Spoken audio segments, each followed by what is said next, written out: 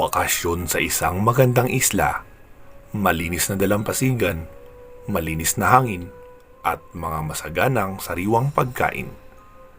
Ilan lang iyan sa mga ninanais na mapagbakasyonan ng karamihan. Isla de Peligro, your perfect hideaway destination.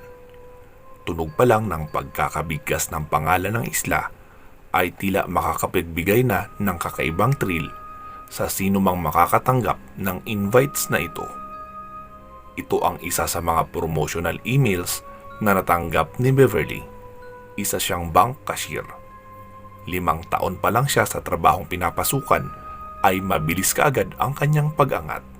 Kung ang ibang mga kasabayan niya ay nasa staff level pa lang, iba sa kanila si Beverly dahil kakaiba rin naman ang ganda nito.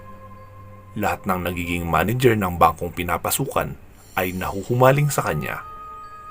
Hindi niya naman ang mga iyon pinapatulan, pero sinasakyan niya ang mga pagbibiro ng mga ito na naging dahilan ng kanyang palaging pagkakakuha ng pinakamataas na rating tuwing panahon ng Employee Performance Appraisal.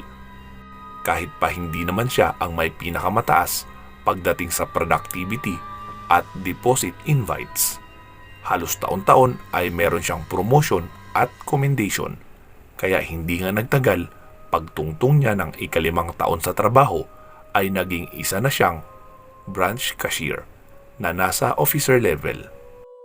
Matapos ang promotion ay nalipat na rin sa Metro Manila Cluster Branch ang kanilang manager at pinalitan ito ng isang newly hired branch manager.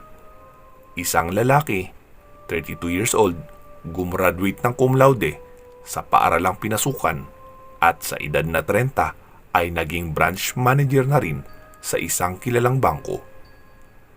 Ayon pa sa kwento nito ay nagkaroon lang ng kaunting hindi pagkakaintindihan ang mga boss, kaya ito umalis sa dating bangkong pinapasukan. Siyempre, hindi na rin naman inalam ng mga kasama sa branch kung ano ang isyong iyon. Mabait itong si Neil. Siya nga ang kanilang bagong manager. Malambing at palakaibigan ito sa lahat. Maging ang mga big-time clients ay ini-spoiled nito sa lahat ng gusto.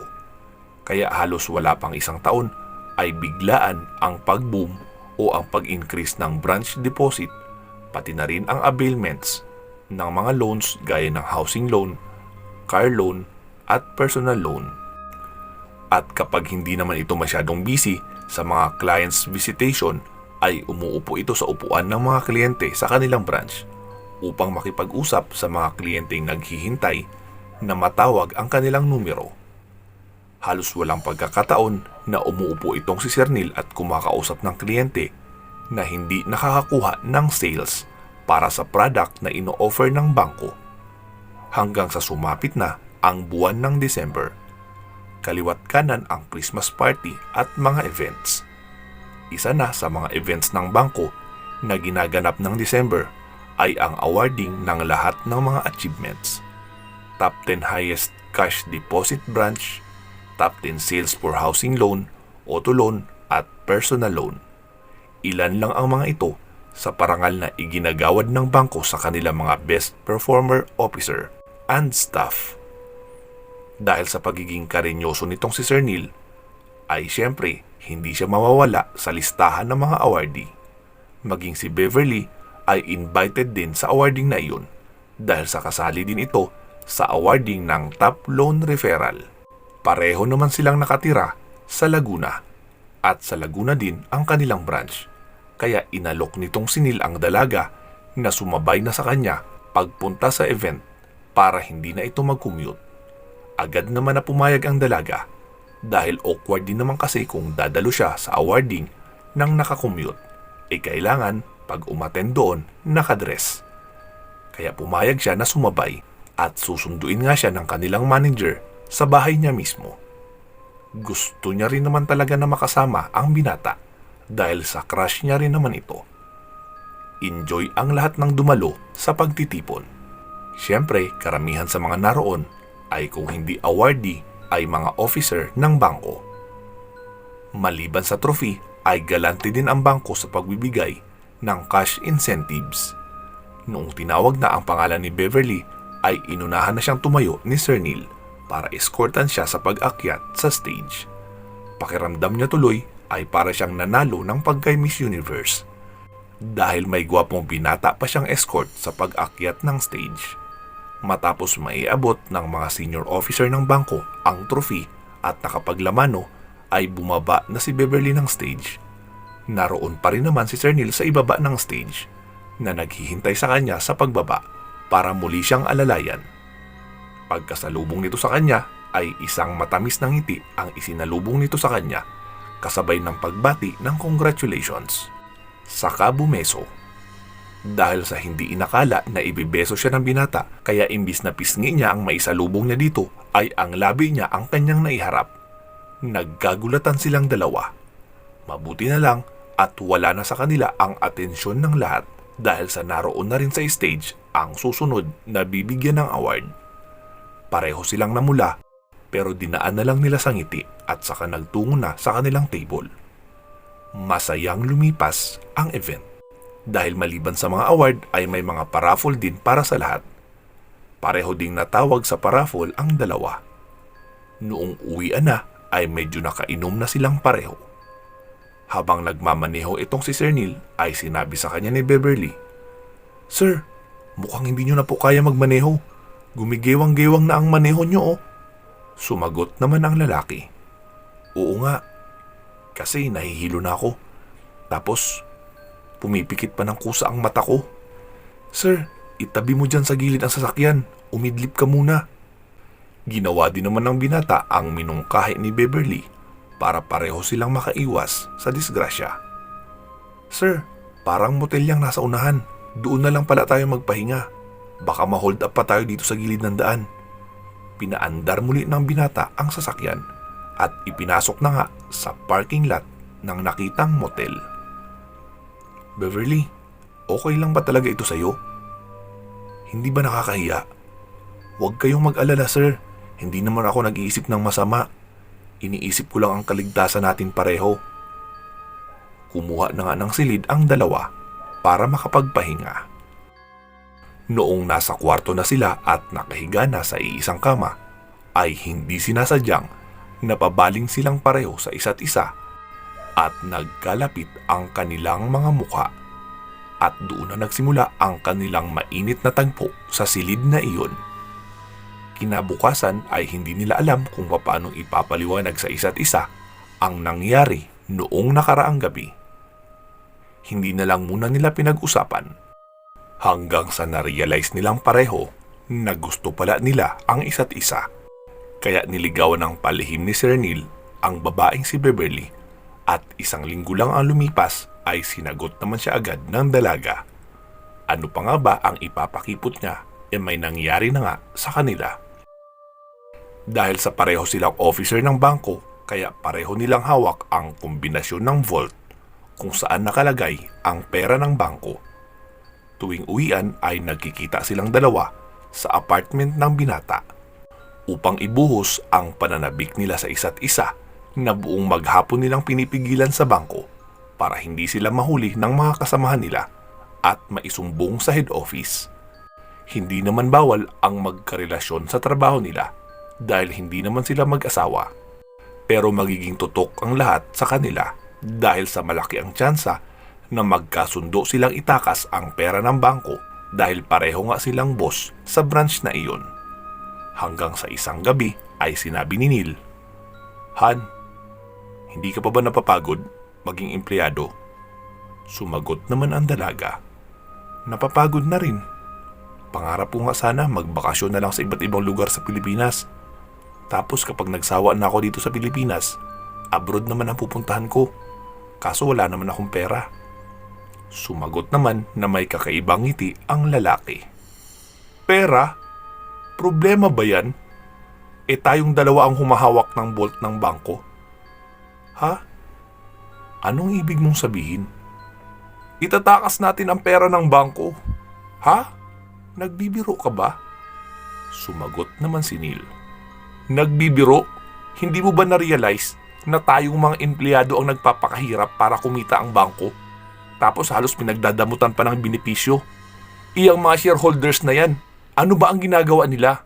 Habang tayo ang nagpapakahirap, pumapasok kahit bagyo o masama ang pakiramdam. Pero sila, puro pasarap lang sa buhay ang ginagawa ng mga yan. At kahit pag nakawan pa natin sila, hindi nila iyon iindahin. At hindi rin nila iyon ikakahirap dahil sa dami ng pera nila na tayo naman ang nagpakahirap. Napangiti naman si Beverly sabay sabing, "So, anong gagawin natin? Saan tayo magtatago after?" Sumagot naman ang binata, "Hahanap tayo ng lugar o isla. Iyong halos hindi na pinupuntahan masyado ng mga pangkaraniwang tao. Doon tayo titira at magpapalit ng pangalan." Dahil sa ganda ng plano, kaya madali na ring napapayag ang dalaga. Naalala ni Beverly ang nakita niyang promotional email tungkol sa isang exclusive island.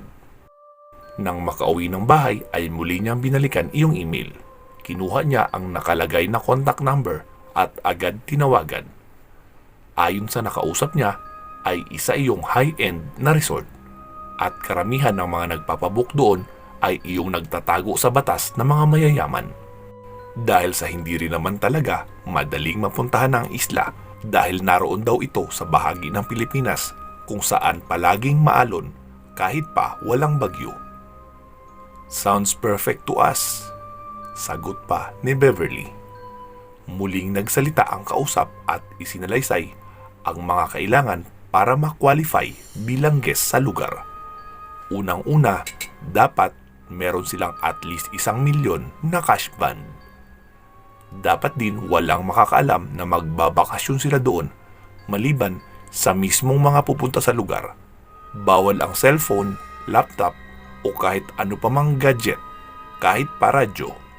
Lahat ng sinabi ng kausap ay nagustuhan ni Beverly dahil lahat iyon ay mga precautionary measures para mapanatiling lihim ang lugar at matitiyak na rin na hindi sila masusundan ng batas para panagutin sa gagawin nilang pagnanakaw sa pinagtatrabaho ang bangko. Sinabi niya iyon lahat sa kasintahang sinil at nagustuhan din naman iyon ng katipan. Pagsapit ng Biyernes ay sinabi niya sa mga tauhan na pwede nang umuwi na maaga ang may gusto. Dahil sa bihira lang naman iyon mangyari, kaya agad nag-uwian ang lahat, maliban siyempre kay Beverly at sa guard. Kunyari, inutusan ni Neil ang guard na bumili ng pagkain para sa kanilang tatlo bilang pasasalamat daw nito. Masaya naman na bumili sa isang fast food ang gwardya tapos dinala sa kanilang pantry. Nilagyan ni Beverly ng pampatulog ang pagkain ng gwardya. Matapos maihanda ang lahat ay tinawag na niya ang guard upang sabayan silang kumain. Dahil sa lampas na rin ng alas 5, kaya wala na ring ibang tao sa branch maliban sa kanilang tatlo. At nagsikain na nga sila. Hindi pa nga nakakatapos ang kawawang gwardya sa kanyang kinakain ay bigla na lang itong nahimatay dahil sa gamot na inilagay ni Beverly sa pagkain nito. Nagngitian naman ang dalawa at sinimula na nga ang pinaplanong pagnanakaw sa bangkong pinagtatrabahuan. Sa isang hotel sa Pasay sila nag-stay ng overnight habang hinihintay ang magsusundo sa kanila. Sabi sa kanila ng kausap na susunduin daw sila sa tapat ng hotel sa Pasay, kaya kailangan day before ay naroon na sila. Dumating na nga ang araw at oras ng pagsundo sa kanila. Isang kulay itim na van ang pumarada sa harapan ng hotel. Tapos tumawag sa cellphone ni Beverly. "Ma'am, nandito na po kami sa harapan ng hotel. Kami iyong nasa harapan na itim na van." Agad naman lumabas ng lobby ng hotel ang dalawa. Pagkapasok sa van ay agad silang inabutan ng bagong ID. Mukha nila ang nakalagay pero iba na ang pangalan. Tapos hiningi na rin sa kanila ang kanilang mga cellphone. Sakay ng isang eroplano ay narating nila ang isang probinsya ng hating gabi. Pagkababa ay muli na naman silang isinakay sa isang kulay pula na van. Hindi na nila namalayan kung gaano sila katagal doon dahil sa pareho silang nakatulog. Nagising na lang sila nang maramdamang huminto ang sinasakyan. "Ma'am, sir, baba na po kayo." Bumaba na nga sila kahit mga inaantok pa. Nakita nilang Naroon sila sa isang maliit na pier. Parang walang masyadong gumagamit sa pier na iyon dahil dadalawa lang ang bangka na naroon. Inalalaya na sila papasakay sa isang bangka na naroon. Habang bumabiyahe ang bangka ay kinakabahan sila pareho dahil sa sobrang laki ng mga alon na tila hindi na makakasurvive pa ang bangkang sinasakyan. Pero matapos ang 3 oras na biyahe ay narating na nila ang isang isla na talagang native ang pagkakagawa ng mga bahay. Walang gawa sa bato o yero. Lahat ay gawa sa kahoy, pawid at kawayan. Kahit sobrang makaluma ng setup, ay ikinatuwa na rin nila iyon. Lalo pa noong makita ang isang malaking hall na mukhang doon ang opisina ng travel agency na kausap nila. Maraming iba't ibang prutas ang naroon at marami ding mga local foods. Lahat iyon ay libre dahil kasama na iyon sa kinuha sa kanila na advance payment. Kukuha lang doon ang gustong kumain. Itinuro sa kanila ang isang maliit na kubo na mukhang kasya lang din talaga para sa 2 tao. Pagkapasok nila sa loob ay ikinagulat nila iyon dahil kung pawid at anahaw ang bubong ng bahay pati ang labas, kapag nasa loob ka na ay ibang-iba naman iyon dahil para kang nasa loob ng isang hotel at may aircon pa dahil meron palang malaking generator ang resort na inilagay sa may gitnang bahagi ng isla para hindi marinig ang tunog ng makina sa mismong kinalalagyan ng mga kubo. Kinagabihan ay maagang nagpahinga ang magkasintahan. Kampante silang nagpahinga dahil sa pag-aakalang ligtas sila sa lugar na iyon. Dahil ayon pa sa tagapamahala ng lugar ay walang pulis o kahit anong otoridad ang nakakapunta sa lugar na pinuntahan dahil mahigpit nilang pinapangalagaan ang seguridad ng kanilang mga guests. Tahimik ang lahat sa gabing iyon. Dahil parehong pagod sa mahabang biyahe ay mahimbing na nakatulog ang dalawa at mataas na ang sikat nung araw nung magising ang magsing irog. Lalo na at madilim naman ang loob ng kanilang tinutuluyang cottage at naka-aircon din kaya komportable ang kanilang pamamahinga. Pagkagising ay nag-ayos lang sila ng sarili at nagtungo na sa main hall para magkape at mag-early lunch na rin dahil sa magtatanghali na rin naman. Pagkarating doon ay hinainan naman sila agad ng pagkain na kanilang in-order kasama ang kapeng barako. Napansin nilang tila wala pa sa 10 ang mga guests na naroon. Sinabi naman ng kausap nilang empleyado na kaunti lang talaga ang nagpabook para sa buwan na iyon. Kaya siyempre, binaliwala na lang nila ang bagay na iyon. Kinagabihan, nakita nilang may malaking bonfire sa gitnang bahagi ng isla. Kaya tinanong nila ang isa sa mga empleyado na nasa counter. Sinabi nito na magkakaroon ng isang ritual para sa pagpapasalamat sa mga espiritong nangangalaga sa isla at darating din ang may-ari ng isla para sa tinatawag na harvest o pag-aalay bilang pasasalamat para sa isa na namang taon na ligtas na paninirahan sa isla. Natawa na lang ang dalawa dahil naisip nila na kung gaano katradisyonal ang lugar ay ganun din pala ang ritual na mga sinusunod ng mga ito. Pero dahil kabilang nga sila sa guest na naroon, ay obligado silang dumalo. Nagbiro naman si Beverly at sinabing, "Anong isusuot namin? May ritual palang gaganapin." Seryoso ang mukha ng isang magandang receptionist. "All white po, ma'am. Kung maaari po, maluwag na kasuotan o dress." "Okay." Nakangiting pagsagot naman ni Beverly. Talagang sineseryoso nila ang makalumang pagsunod sa ritual ah. "No problem, bagong karanasan din ito para sa atin," sagot pa ni Neil. Kinagabihan ay nakita nilang may mga nakaharap na upuan sa harapan ng apoy. Tapos may itinayong katamtamang laki ng stage at nakasulat doon ang kataga, "Maligayang pagdating, Pinunong Eleazar." Nagsilapit na ang 7 mga guest sa resort na iyon, kasama na sina Neil at Beverly. Lahat ng 7 upuan na naroon sa harapan ay may isang lalaki at babae na nakatayo sa may likuran.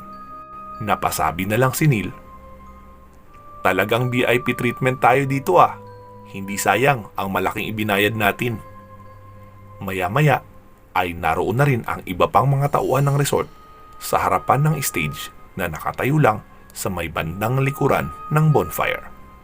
Ilang saglit pa ay may isang lalaki na nasa mga edad 40 ang umakyat sa stage at nagsalita. Hello? That's Mike. Bago ang lahat ay magpapakilala muna ako sa inyo. Ako nga pala si Octavio, katiwala sa lugar na ito ng ating dakilang pinuno. Magandang gabi sa ating lahat, lalo na sa ating mga napaka-espesyal na mga panauhin ng resort na handang magbayad ng mahal para matakasan ang magulong mundo ng syudad. Palakpakan natin ang ating mga sarili. Nagpalakpakan naman ang lahat. Narito tayo ngayon upang ipagdiwang ang gabi ng pasasalamat at pag-aalay sa ating anito para sa masaganang biyaya at proteksyon. At pasalamatan din natin ang ating dakilang pinuno sa lugar na ito na walang iba kundi si Pinunong Eleazar, isa sa pinakamakapangyarihang babaylan na nabubuhay at isa din sa mensahero ng kadiliman. Nang marinig iyon ng mga guest ng resort ay tila nakaramdam sila ng takot at kinilabutan. Bigla naman silang hinawakan ng mga empleyadong naroon sa kanilang likuran. Anong ibig sabihin nito? Reklamong pagsasabi pa ng isa sa mga guest.